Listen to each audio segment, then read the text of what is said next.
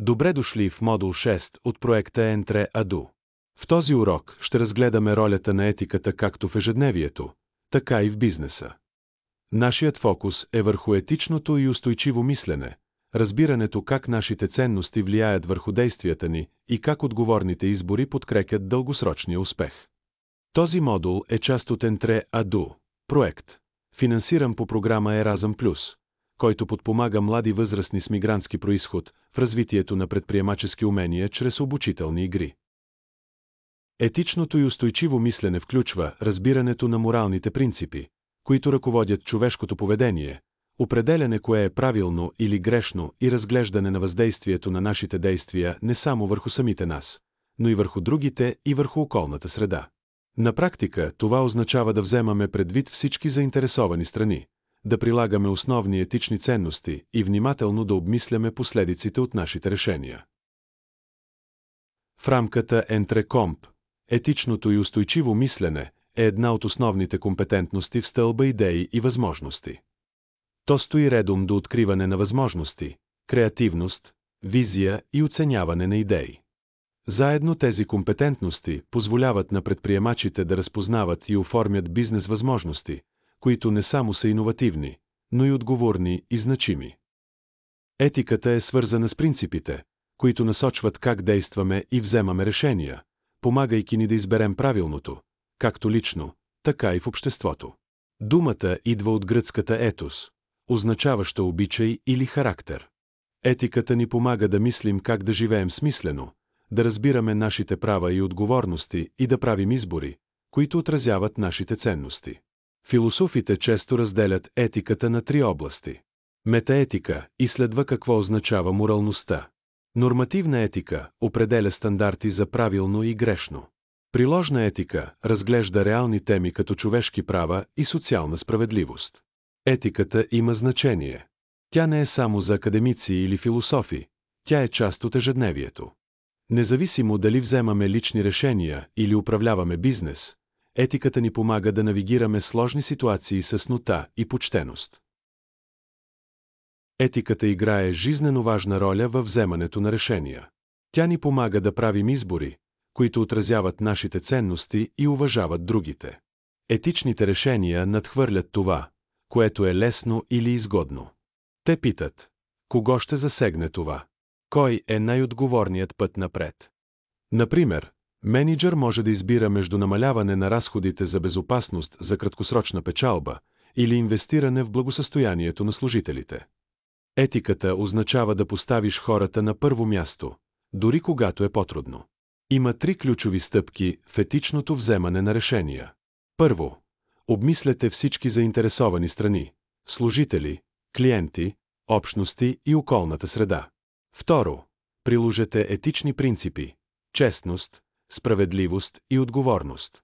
И трето, разсъждавайте върху последиците, както краткосрочни, така и дългосрочни. Ще изгради ли вашият избор доверие? Етичното вземане на решения може да е предизвикателно, но е ключът към почтеност и дългосрочен успех. Връзката между личната етика и бизнес етиката е пряка. Етичните личности създават етични организации.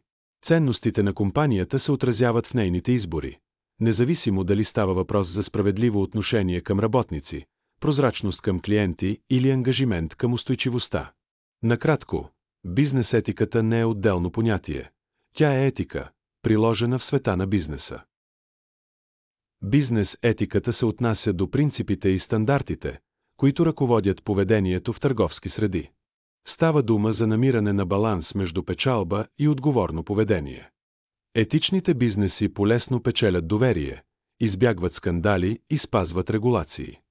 Когато се прилага правилно, бизнес етиката не е само морален избор, тя е и умна бизнес стратегия. Бизнес етиката не е само да вършиш правилното, тя е и разумен бизнес подход. Етичните компании изграждат силна репутация.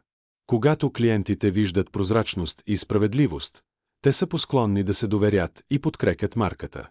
Етичните работни места повишават удовлетвореността на служителите. Справедливите заплати и инклюзивните политики създават по-щастливи екипи и намаляват текучеството. Рискът също е по-малък. Спазването на етични стандарти помага на компаниите да избягват юридически проблеми и публично неодобрение. Етиката подкрепя устойчив растеж. Например, инвестирането във възобновяема енергия може да струва повече в началото, но намалява разходите с времето и изгражда зеления имидж. И накрая, етиката укрепва отношенията с заинтересованите страни. Когато бизнесите показват истинска социална отговорност, те печелят доверие от инвеститори, партньори и клиенти. В крайна сметка, етиката е повече от ценност. Тя е силно предимство за дългосрочен успех. Сега нека разгледаме корпоративната социална отговорност. Корпоративната социална отговорност, или CSR, е тясно свързана с бизнес етиката. Тя се отнася до поемането на отговорност от страна на компаниите за техния социален, екологичен и икономически отпечатък. Този слайд показва концепцията за тройния краен резултат. Рамка, която насърчава компаниите да гледат отвъд печалбите и да вземат предвид и хората, и планетата. Етичното мислене подкрепя CSR, като насърчава почтеност, прозрачност и справедливост във всичко, което прави бизнесът. Бизнес етиката и корпоративната социална отговорност, или CSR, вървят ръка за ръка. Заедно те формират основата на отговорна и надеждна организация. Нека разгледаме основните принципи, които пряко се свързват с CSR. Почтеност, честност и прозрачност във всички бизнес дейности, като точно отчитане на данни и изграждане на истинска достоверност. Справедливост, равно отношение към всички заинтересовани страни, включително равни заплати за равен труд. Социална отговорност. Бизнесът да гледа отвъд печалбата и да има положително въздействие върху обществото и околната среда. Прозрачност. Открита комуникация относно практики и решения, което изгражда доверие. Отчетност. Поемане на отговорност за действията и поправяне на грешките, когато се случат. Тези принципи не са просто идеи. Те са сърцето на CSR. CSR означава превръщане на тези ценности в действия, създаващи реално положително въздействие за хората и планетата. Нека разгледаме два големи случая, при които етиката е била пренебрегната, с тежки последици. Първо, скандалът с емисиите на Volkswagen, известен като Дизелгейт. През 2015 година Агенцията за опазване на околната среда на САЩ открива, че Volkswagen е манипулирала тестове за емисии. Компанията е инсталирала софтуер в дизелови автомобили, който намалява емисиите по време на тестове. Но на пътя тези автомобили могат да изпускат до 40 пъти над законовия лимит. Скандалът засяга милиони автомобили, довежда до глобални разследвания, струва милиарди и сериозно уврежда репутацията на Volkswagen. Следва разливът на петрол от Deepwater Horizon през 2010 година.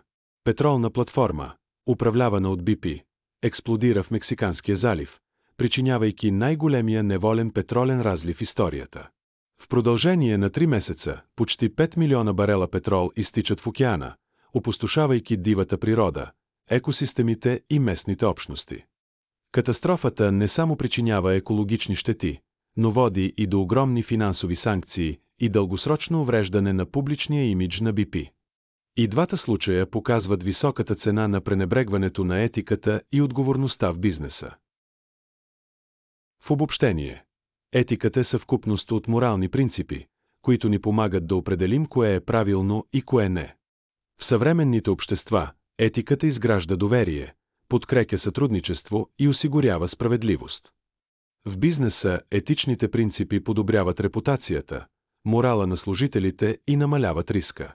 Когато компаниите се основават на ценности като прозрачност, справедливост и социална отговорност, те не само правят добро, но и се развиват успешно. Етиката не е лукс, тя е необходимост. Благодаря ви за вниманието. Този урок е част от проекта Entreado, финансиран от Европейския съюз, който подпомага млади предприемачи с мигрантски произход. Надяваме се това въведение в етиката да ви вдъхнови да мислите критично и да действате отговорно, докато оформяте своите бъдещи бизнес идеи.